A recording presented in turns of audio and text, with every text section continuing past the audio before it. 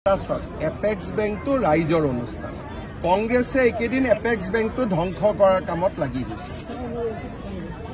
Apex বেংকটো অসমৰ এটা জাতীয় অনুষ্ঠান।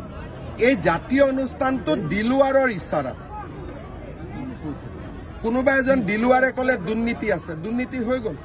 বেংকটো যে মৰি যোৱা বেংক এটা যে আজি উন্নত হ'ল, এই বেংকটোত যে এটিএম আহিলে, এই বেংকটোত যে আজি নতুন নতুন টেকনলজি আহিলে ষ্টেট বেংকৰ দৰে, সেই কথাবিলাক দিলুৱাৰেতো নাজানে।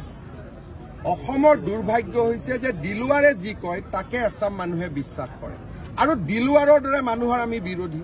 আৰু বিজেপিৰ জন্মই হৈছে দিলুৱাৰৰ দৰে মানুহক খতম কৰাৰ কাৰণে।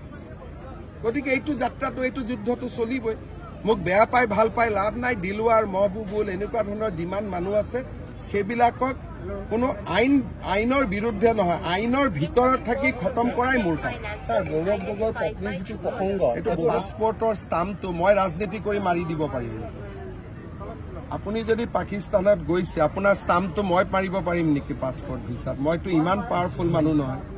গতিকে আপুনি গ'লেহে আপোনাৰ পাছপৰ্টত ষ্টাম্পটো থাকিব। আজিলৈকে তেওঁলোকে কৈছে নেকি আমি যোৱা নাই বুলি? সাহসটো কৰা নাই যোৱা নাই বুলি ক'বৰ কাৰণে। এণ্টি নেশ্যনেল এক্টিভিটি ওলাব নিবিচাৰে কিবা? এইটোতো পাকিস্তানত যোৱা মানে এণ্টি নেশ্যনেল। পাকিস্তানত আমাৰ ক্ৰিকেট টিমকে যাব নেকি? পাকিস্তানত মানুহ লুকাই কিয় যাব? পাকিস্তানত কোনোবা গ'লে ডেলিগেশ্যনত যাব, ফটো উঠি যাব। চুপচাপ কৰি পাকিস্তানত কিয় যাব? মই যদি আজি পাকিস্তানত যাওঁ আপোনালোকে মোক এৰি দিব নেকি?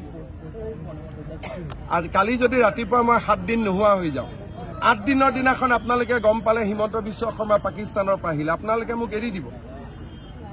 জমাই কৰি কৰি চেছ কৰি দিব। গৌৰৱ গগৈ পত্নী গৈছিলে? মই নাজানো গৈছিল নাই, তদন্ত দিয়ক। ঠিক আছে, থেংক ইউ।